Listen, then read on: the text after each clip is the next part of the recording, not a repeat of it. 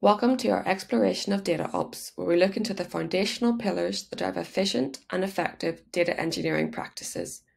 Today, we are looking into the pillar of working with continuous integration and continuous delivery, or CI/CD, an essential part of the agile code development process. In this practical demonstration, we are going to create a branch, utilize DevReady to test our changes and commit them. DevReady is a browser-based tool that automates development environments for each of your tasks in seconds. In this example, I am creating a feature branch because I wish to add additional information to one of my models. When starting a new feature, you begin by creating a branch in your repository. You navigate to repository and then branches, click Create New Branch, and we wish to create it from main. Once we give our new branch a name, we click Create. Now we have two branches within our repository. From our feature branch, we can open DevReady by clicking DataOps.live.develop. When I open my branch in DevReady, I'm able to make changes to any model, and I execute dbt SQL button in the top right of the screen to immediately see the impact of my changes. This is our current model, and I wish to add extra columns from source. When I rerun the command, I can now immediately see the changes. The power of DevReady for continuous development is clear, as we can immediately detect issues with our syntax and observe our changes to our model without going through the entire pipeline flow. If I make a syntax error, for example, and rerun the command, I will immediately see the issue and I'm able to make an update and fix it before any code has been committed. I will now commit my code and return to the platform. In the platform, I now wish to run a pipeline. Pipelines are the mechanism that move data through the data product platform. As a result, DataOps.live can support multiple pipelines in a project. You use pipelines to implement different behaviors such as hourly, daily, and weekly ingestion tasks or jobs. We are going to navigate to the CI/CD pipeline section and select Run Pipeline. We will run this pipeline for our feature branch and select our pipeline type.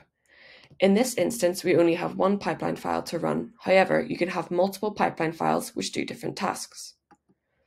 Once we click Run Pipeline, we will be directed to the pipeline screen, and we can see all the different stages the pipeline will go through, from initialization to setting up our Snowflake, then through testing, transformation, and doc generation.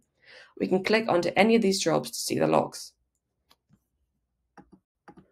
These logs help you to detect any issues if they may occur.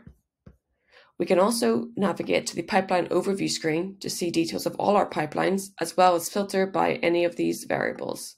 We can filter down by our specific pipeline type to show only those pipelines. We can also create pipelines to run on a schedule, which saves time by scheduling recurring tasks.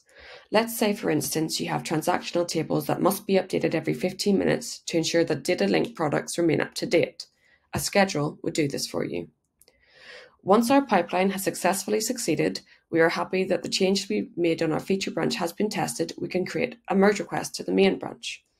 We navigate to merge requests, click New Merge Requests, select our source branch as our feature and our target branch as our main. Here we fill in the title, description, assignee, and reviewer, and we can also preview our changes to ensure that everything we are committing is what we wish to push to main.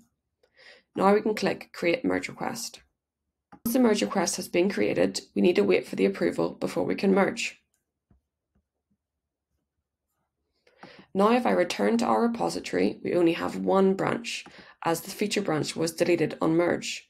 This ensures a clean Git tree. This has been a short introduction into the DataOps pillar of continuous integration and continuous delivery. For more information, please download a copy of our book from our website. Navigate to Resources and Resource Hub, then eBooks to download your free PDF copy. Our docs site also has a source of information for all the areas discussed in this video. Thank you.